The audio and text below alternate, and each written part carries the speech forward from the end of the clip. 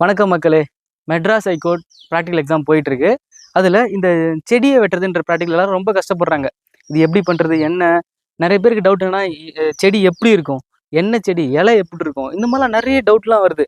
நீங்கள் முதல்ல ஒரு எக்ஸாம் போகிறீங்கன்னா நம்ம மனநிலைமை எப்படி இருக்கும்னா, ரிலாக்ஸ்டாக இருக்கணும். ஒரு பயமே இருக்கக்கூடாது.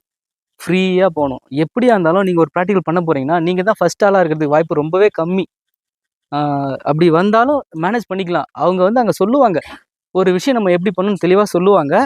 அந்த மாதிரி நான் இங்கே சொல்கிறவங்கள அவங்க என்ன சொல்லுவாங்கன்னு சொல்லிட்டு, அங்கே உங்களுக்கு 2 வாய்ப்புகள் கொடுப்பாங்க. இலையை வெட்டுறதுக்கு 2டே வாய்ப்பு தான். கரெக்டாக இலையை மட்டும் தான் வெட்டணும். அவங்க லீஃப்னு தான் சொல்லுவாங்க. அந்த லீஃப் பார்த்தீங்கன்னா எந்த சைஸ் இருக்கும், அங்கே மரமாக இருக்குமா செடியாக இருக்குமா இப்படிலாம் கேட்டிங்கன்னா, அங்கே வந்து ஒரு ரெடிமேட் செடி இந்த மாதிரி இலை உள்ள 2 செடியை வெட்டி நடுவில் குச்சி மாதிரி வச்சு ஒட்டிக்கிட்டி ரெடிமேடாக இந்த ஹைட்டுக்கு வச்சுருவாங்க. ஒரு கட்டை மாதிரி இருக்கும், மேலே செடிகள்லாம் நிறையா இருக்கும். அங்கே போன பாட்டத்தில் எல்லாரும் இலையை வெட்ட சொன்னால் நேராக என்ன பண்ணுறாங்க, அந்த செடியோட கிளை இங்கே போய் வெட்டுறாங்க, அதை விட்டா இங்கே வெட்டுறாங்க. இப்படி தப்பு தப்பாக வெட்டுறாங்க. பக்கத்துல இருந்து நோட் பண்ணிகிட்டே இருப்பாங்க உங்களுக்கு மார்க் போடுறதுக்கு. ஸோ ரொம்ப முக்கியமாக நீங்கள் இலையை மட்டும் தான் வெட்டணும். இப்போ ஒரு கோர்ட் இருக்குது, பெரிய பெரிய ஜட்ஜி வீடு இருக்குது, அங்கெல்லாம் பார்த்தீங்கன்னா இந்த இலைகள்லாம் ஒரு ஷேப்பாக வெட்டியிருப்பாங்கல்ல, அந்த மாதிரி வெட்டணும்னு சொல்லிட்டு தான் இவங்க இலையை மட்டும் வெட்ட சொல்லுவாங்க. அந்த இலையை எப்படி வெட்டணும்னா, அந்த 2 சான்ஸ் கத்திரிக்கோல் இருக்கும், 2 கத்திரிக்கோல் இருக்கும். ஒன்று பழசு இருக்கும், இன்னொன்று புதுசு இருக்கும். பழசு வெட்டவே மாட்டேது, எல்லாம் ட்ரை பண்ணுறாங்க, நான் பார்க்குற யாருக்கும் சரியாக வெட்டவே இல்லை. அது புது கத்திரிக்கோல் கொஞ்சம் நல்லா வெட்டும். அதை இரும்பு பக்கம் கையை தள்ளி பிடிக்காம இந்த எஜ்ஜில் பிடிங்க, நல்லா ப்ரெஸ் பண்ணி பாருங்கள் வெட்ட முடியுதான்னு சொல்லிட்டு.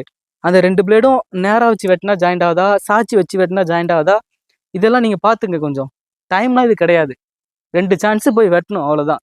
இதுதான் வந்து அந்த கத்திரிக்கோல் விரல்னு வச்சுக்கோங்க.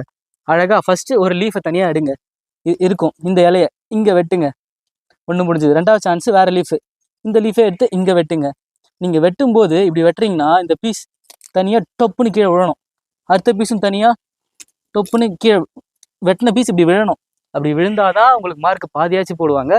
ஸோ நல்லா வெட்டணும். இதாங்க மாற்றி இங்கேயோ இங்கேயோ நிறைய பேர் போய் உள்ளே போய் விட்டுக்கிறாங்க கத்திரிக்கோலை.